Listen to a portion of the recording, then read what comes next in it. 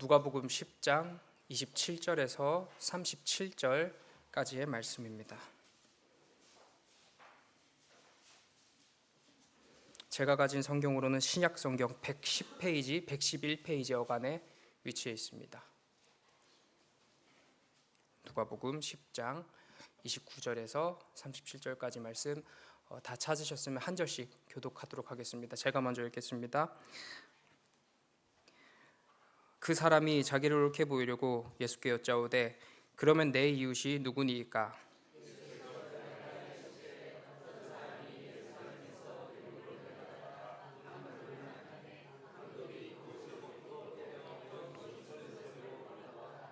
마침 한 제사장이 그 길로 내려가다가 그를 보고 피하여 지나가고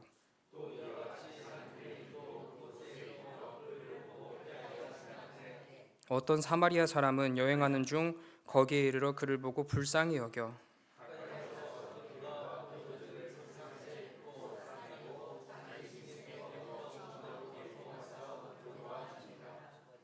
그 이튿날 그가 주막 주인에게 데나리온 둘을 내어주며 이르되 이 사람을 돌보아 주라. 비용이 더 들면 내가 돌아올 때에 갚으리라 하였으니.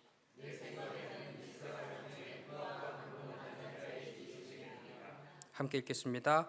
이르되 자비를 베푼 자니이다. 예수께 이르시되 가서 너도 이와 같이 하라 하시니라. 아멘. 네, 저희들이 그 인생이라는 시간을 살아가는 긴 시간 속에서 우리는 무언가에 만족을 하기도 하고요, 또 무언가를 의지하기도 할 것입니다. 우리가 만족하고 우리가 의지하는 그 무언가가요, 참으로 우리를 기쁘게 하기도 할 것이며 우리를 참 행복하게 해주기도 할 것 같습니다. 그래서 우리는 우리가 생각하기에, 우리가 느끼기에 나를 기쁘게 하고 또 나를 기쁘게 하는 그것이 나에게 있고 또 그것이 충만히 있다라고 한다면 참 우리는 행복할 것이다 라고 생각하며 그것을 의지하는 인생을 살아가곤 합니다. 그 무언가를 얻기 위해 애쓰고 수고하는 인생, 또 반대로 그것이 없기 때문에 좌절하는 인생인 것이죠. 이 그것이라고 제가 표현되는 그것들은 우리 각자마다 다를 것 같습니다. 누군가에게는 그것이 행복이라는 개념일 수도 있겠습니다. 누군가에는 나의 지식이 충만해지는 것일 수도 있고요, 누군가에게는 우리 사랑하는 자녀들이 성공하는 것일 수도 있겠고, 누군가에게는 그것이 돈이, 또 권력이, 명예가 될 수도 있겠습니다. 이에 그 모든 것이 충족이 되면 만족하는, 아니 만족하는 것처럼 착각하는 인생을 우리는 간혹 살아가곤 합니다. 사실 우리 모두 잘 아시는 대로 그 모든 것이 참으로 우리를 만족시킬 수 없습니다. 인간의 욕심이라는 것은 사실 끝이 없어서요, 한 번 가지면 두 번 가지고 싶고, 두 번 가지면 세 번 가지고 싶어서 계속 더 많이 가지려 합니다. 그래서 우리는 늘 부족하다 이야기하죠. 성공이라는 것에도 끝이 없습니다.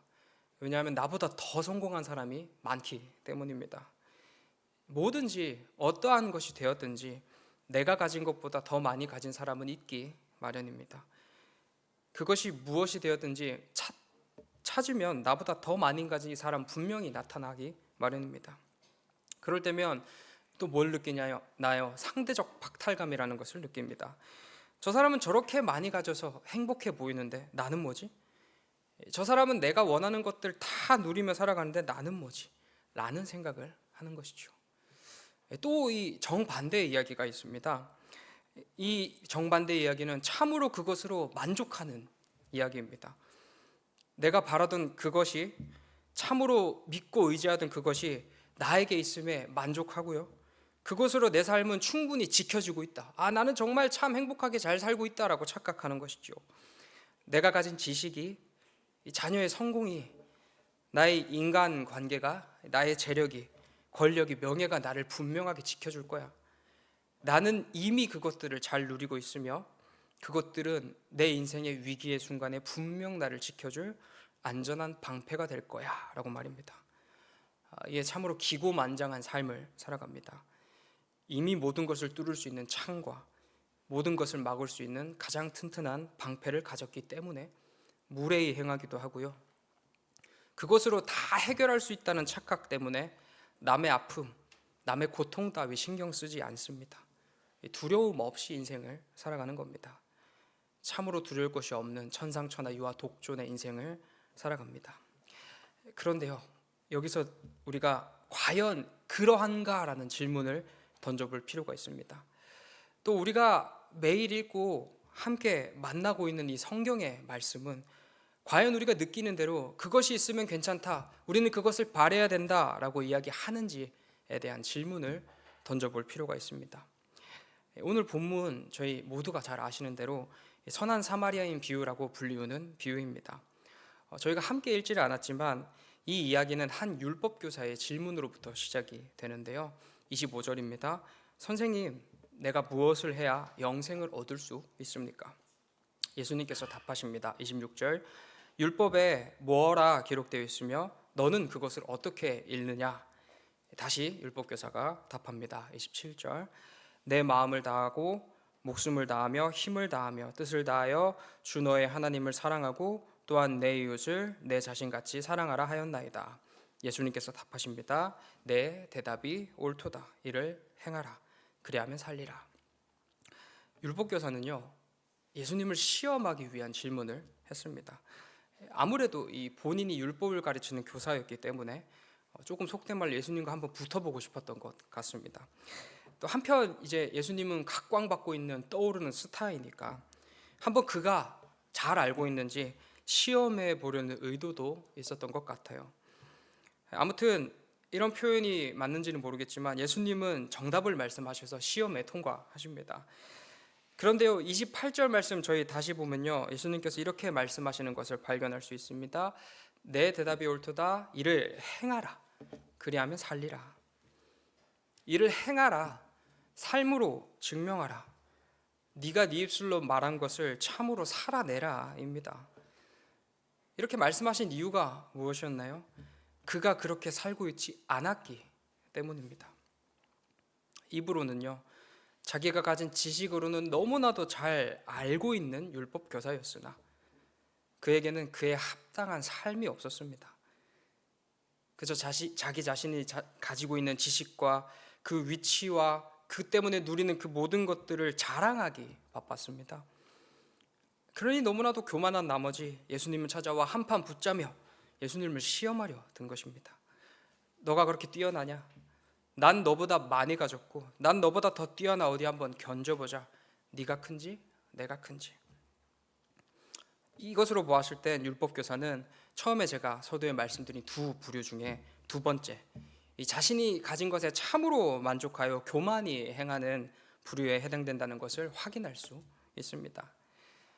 율법교사라고 하는 자신의 위치, 또 그동안 힘써 쌓아온 지식, 사람들로부터 칭송받는 명예, 이 모든 것이 자신의 전부인 마냥 생각하고 그것들이 자기 자신을 지켜줄 가장 날카로운 창이며 가장 견고한 방패라고 여기며 살아가고 있는 율법교사입니다.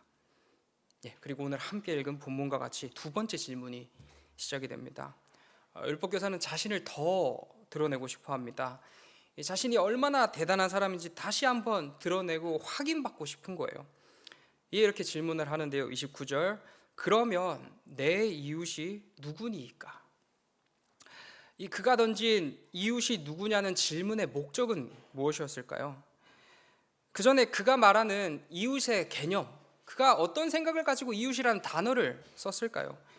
우리가 생각하는 이웃이라는 것은요, 우리 함께 일상을 살아가고 옆집 사람, 이웃 사촌 함께 정을 나누며 그렇게 서로 살아가는 존재를 가리켜 우리는 이웃이라고 부릅니다.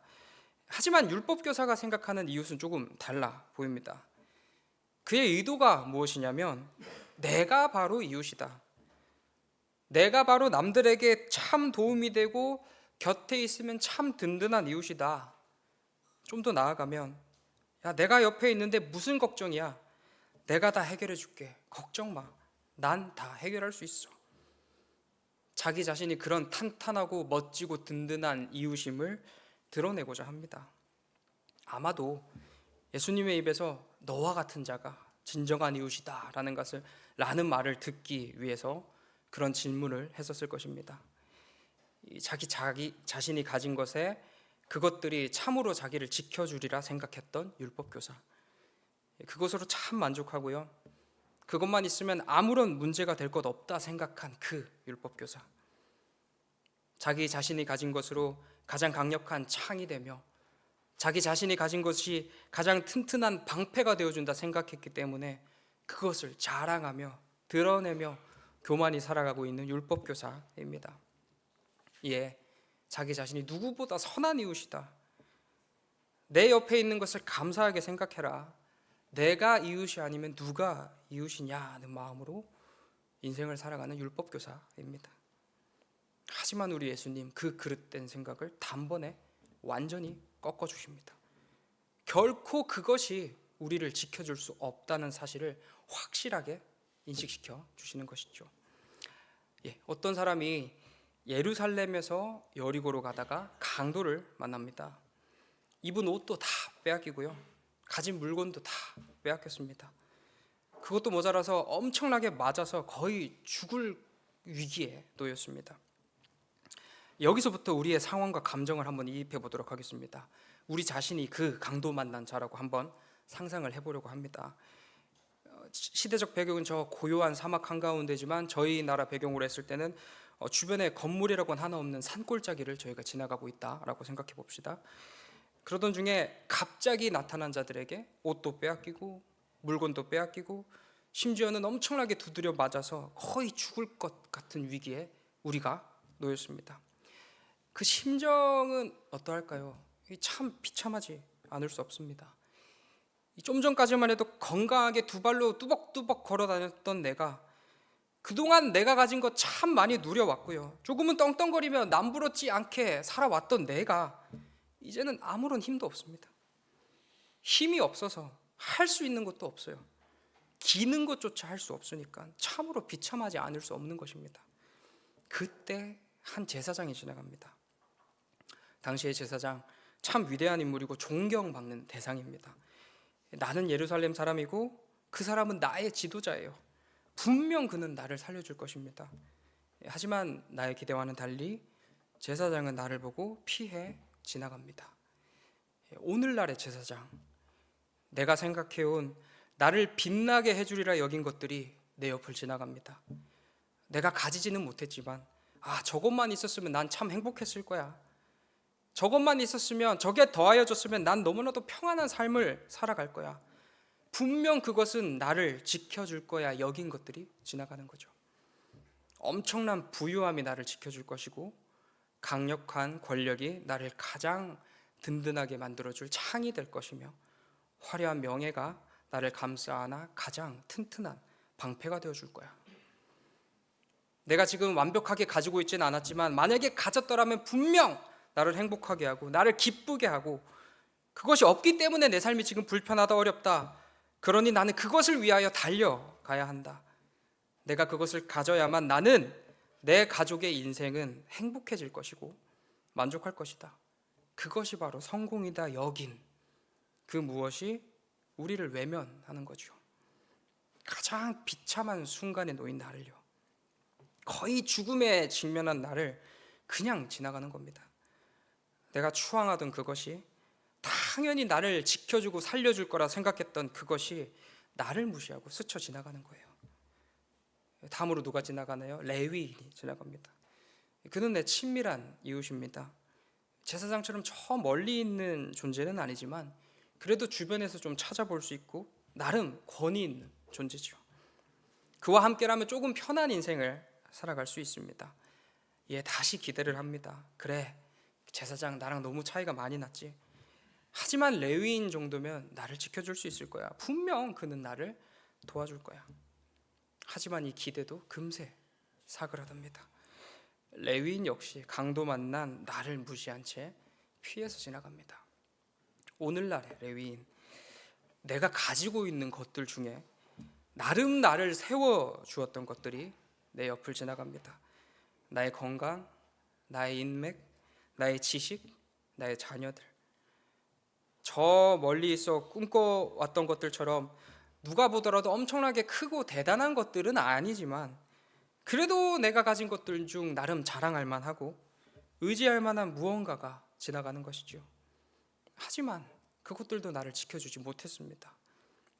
우리가 인생을 살아가며 나름 의지하고 자부하며 나를 지켜주리라 생각해온 그것들도 이 비참한 나를 무시한 채 지나가는 거예요. 마지막으로 어떤 사마리아인이 지나갑니다. 인기척이 나서 겨우 온 힘을 다해 눈을 들어 그를 봅니다. 보니 사마리아인입니다. 이제 끝입니다. 왜냐하면 그는 내가 저주하고 미워하고 무시했던 그런 사마리아인이었기 때문입니다. 내가 간절히 믿고 의지해온 그것들도 나의 힘이 되어줄 거라 생각했던 그것들도 나를 지나치는 판국에 저 사마리아인이 나를 도와줄 리가 없습니다. 그런데 무슨 일이 일어났나요? 그 사마리아인이, 전혀 기대치 못했던 그 사마리아인이 나를 돕고 나를 살립니다. 그로 말미암아 살게 되었고 참 평안을 누리게 되었습니다. 오늘 이야기에 등장하는 사마리아인은 그리스도로 이해될 수 있습니다. 참으로 많은 사람들이 무시하고 조롱했던 예수 그리스도, 인정조차 하지 않고 무례히 그에게 행합니다. 예수님은요, 온갖 고난과 모진 수모를 당해 주십니다. 그러나 그럼에도 우리를 사랑해 주세요. 이에 우리가 죄로 말미암아 사망에 이르러 다 죽어갈 때에 그간 믿어온 그 어떤 것도 우리의 힘이 되어주지 못하던 그 비참한 그때에 우리를 살릴 참 힘이 되어주십니다. 우리의 참 능력이 되어주셨고요, 참으로 우리를 살릴 구원이 되어주셨습니다. 이것이 바로 우리를 향한 예수님의 사랑입니다. 무엇이 우리를 살렸습니까? 무엇이 가장 비참한 순간에 진정으로 우리를 살릴 힘이 되었습니까? 우리가 그동안 꿈꿔왔던 부유함이었나요? 나는 저 돈만 있으면 그 돈은 분명 나를 지켜줄 것이고 부유함은 나를 분명하게 살려줄 것이며 나를 행복하게 해줄 거야, 나를 기쁘게 해줄 거야. 우리가 꿈꿔왔던 권력이었나요? 내가 저 위치에 오르면, 저 자리에 서게 된다면 세상 부러울 것 없이 떵떵거리며 살아가게 될 거야. 그렇게 된다면 난 정말 두려움 없이 이 세상 살아가게 될 거야. 우리가 꿈꿔온 명예였나요? 내가 저 화려한 옷만 입으면 모두가 날 부러워할 거고 나를 찾을 거고 나를 원하게 될 거야. 아니면 우리가 가진 그 무엇이었나요? 내가 가진 지식이, 내가 가진 건강이, 나의 자녀들이, 나에게 있는 그 무언가가 나를 지켜줄 것이며 나를 살려줄 거야.